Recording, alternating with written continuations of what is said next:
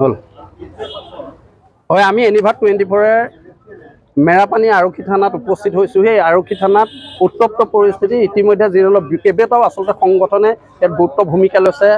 অসম জাতীয়তাবাদী যুৱ ছাত্ৰ পৰিষদ, সদৌ অসম ছাত্ৰ সন্থা, অনুসূচিত জাতি বজাৰ কমিটি আৰু বিভিন্ন সচেতন মহলে ইতিমধ্যে মেৰাপানী আৰক্ষী থানাত উপস্থিত হৈছে। উত্তপ্ত পৰিস্থিতি কিহৰ কাৰণে হৈছে আমি সবিশেষ জানিবৰ কাৰণে ভিতৰৰ ফালে যাম। কিয় এটা কথা যে যিগৰাকী মহিলাৰ বিৰুদ্ধে আচলতে মেৰাপানী থানাত এজাহাৰ দাখিল কৰিছিল, তাৰপিছত আৰক্ষীয়ে গ্ৰেপ্তাৰ কৰা নাছিল আৰু তাৰ প্ৰতিবাদতে এনেধৰণে জনসাধাৰণ ছাত্ৰ ছাত্ৰীসকল ওলাই আহিছিল।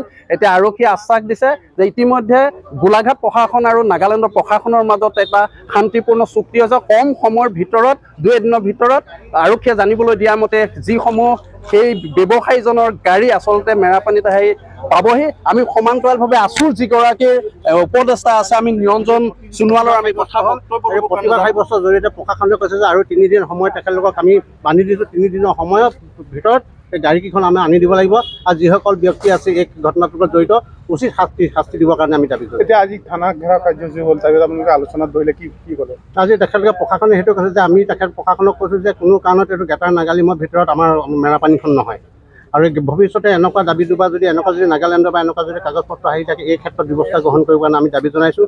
আৰু যোন দুখনে মেৰাপানী ব্যৱসায়ীজনক গাড়ী উশাহটো আবদ্ধ কৰি দিছে সেই গাড়ী দুখন আমি অতি শীঘ্ৰে মোকলাই আনিবৰ কাৰণে দাবী জনাইছোঁ। আৰু যিগৰাকী ব্যৱসায়ী ইয়াত নাগালেণ্ডকে যে তেখেতৰ ওপৰত ব্যৱস্থা ল'বৰ কাৰণে আমি দাবী জনাইছোঁ আৰু তেখেতলোকে এই ব্যৱস্থাটো 3 দিনৰ ভিতৰত সমাধান কৰিব পাৰিম বুলি তেখেতলোকে কথা দিছে। আপোনালোকে 3 দিন সময় বান্ধি দিছে?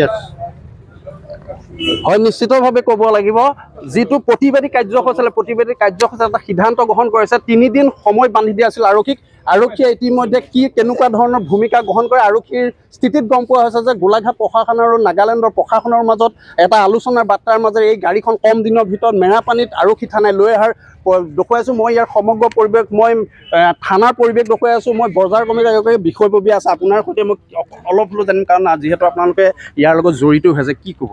হয়, বিষয়টো আচলতে 14 দিন হ'ল। আজি আমাৰ মেৰাপানীৰ যিজন ব্যৱসায়ী পৱন কুমাৰ খালিয়া, তেখেতৰ যিখন দুখনকৈ ডাম্পাৰ যি কমলানী ঢাকাৰ লগত সংঘাত হৈ পেলাই NSCNৰ তাৰ জব্দকৃত হৈ আছে, মুকলি কৰি দিয়া নাই।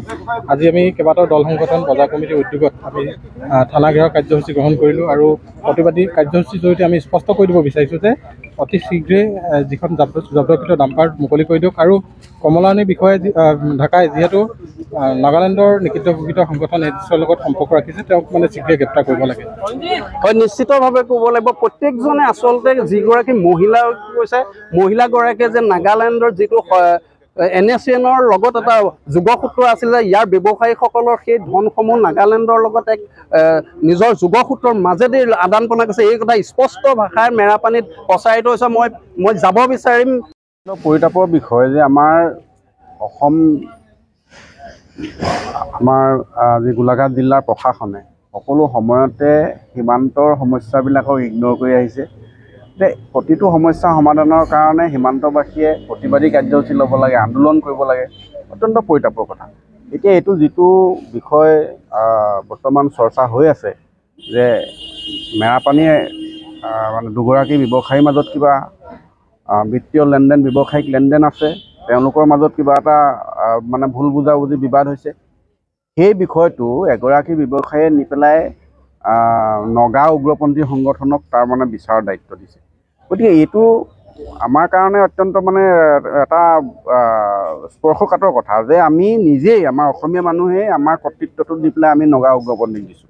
গতিকে ইয়াৰ প্ৰতিবাদত আৰু যি আমাৰ এগৰাকী ব্যৱসায়ী 2খন গাড়ী তাত জব্দ কৰি ৰাখিছে, তাত এইখিনি উদ্ধাৰ কৰি আনিবৰ কাৰণে আজি বিভিন্ন সংগঠন ৰাইজে আজি মানে কেইবাদিনো পূৰ্বে, আজি 15 দিনমান হৈ গ'ল, 15 দিনৰ পূৰ্বে প্ৰশাসনক দাবী জনালে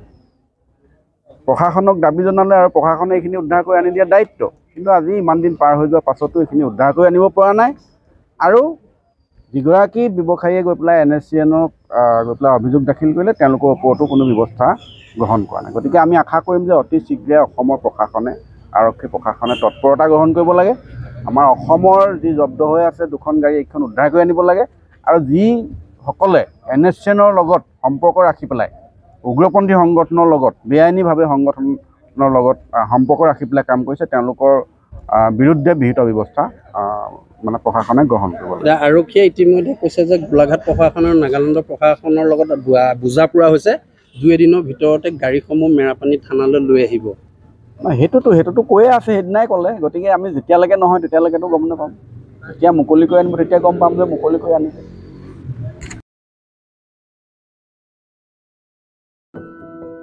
এনিভাৰত 24ৰ প্ৰথম প্ৰয়াস জুবিন গাৰ্গৰ গীতৰ প্ৰতিযোগিতা। জুবিনৰ গানে কি আনে?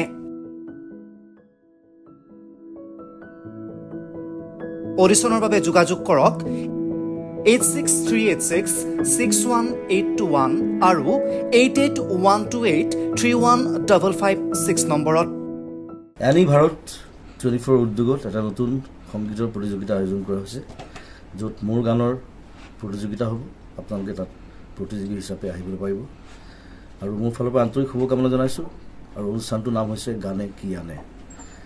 সকলোকে মৰম জনাইছোঁ, সকলোৱে আহক, ইয়াত অংশগ্ৰহণ কৰক। Thank you very much, love U.